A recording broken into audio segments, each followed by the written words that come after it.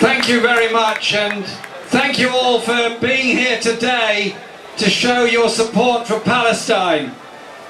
When we met many times during December, January and February, that was the height of the bombardment of Palestine, the height of the killings in Gaza, 1,500 dead, white phosphorus bombs used, and all the accoutrements of illegal wars that took place.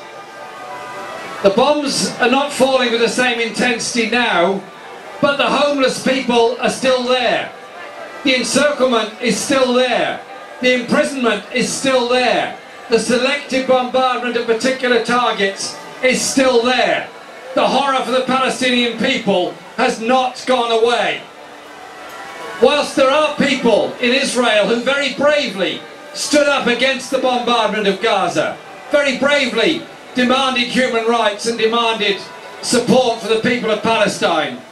Sadly, the Israeli elections produced a result where you had a series of people who frankly ought to be before the International Criminal Court elected as leading politicians, and this week we had the rather dubious honour of being visited by Lieberman, the new Foreign Minister of Israel. This is a man who knows nothing of peace, who seems to understand nothing of peace, who seems only to want to continue the war, continue the bombardment, continue the imprisonment and continue the encirclement. The West cannot respond to Israel in the normal way. They cannot recognise Israel as a normal state, because it is not a normal state. It's a state that flouts UN resolution after UN resolution. That having signed a trade agreement between the European Union and Israel flouts the human rights causes of it. It's a state that continues the imprisonment of Palestinian elected politicians. So why is our response from this country and so many others so muted? Why are we so incapable of mounting a universal condemnation of Israel, followed up by an arms embargo, followed up by a suspension of the EU trade agreement with Israel, followed up by economic sanctions, until they end the occupation, until they tear down that wall, until they stop the settlement policy, until they stop the expansion of Jerusalem into a greater Jerusalem.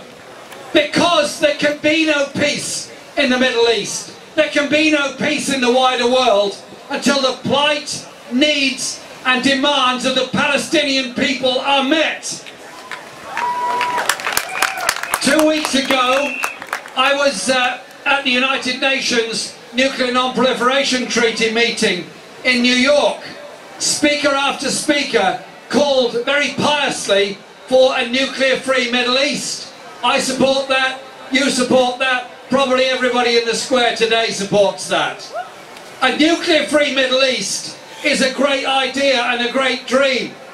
Israel possesses nuclear weapons, has 200 nuclear warheads, still puts Mordechai Vanunu under house arrest for telling the world the truth about Israel's nuclear weapons. Until there is real political and economic action against Israel, they will carry on developing nuclear weapons. They will carry on threatening the entire region. It's up to us not to walk away and not to be silent just because the media are not reporting Palestine this week. We need a consistent campaign in support of the Palestinian people. And I conclude with this point. We are a coalition of many people here today, from the Stop the War Coalition, from CND, from Palestine Solidarity Campaign, from the Muslim community, from the Jewish community and so many other communities. We're also people that want to see a world based on peace, based on justice, not based on military power and military might and wars. We're together opposing the war in Iraq. We're together opposing not just the war in Afghanistan, but the extension of the war into the craziness of the instability of Pakistan, which looks awfully like a continuation of the Vietnam War to me. So link the issues together.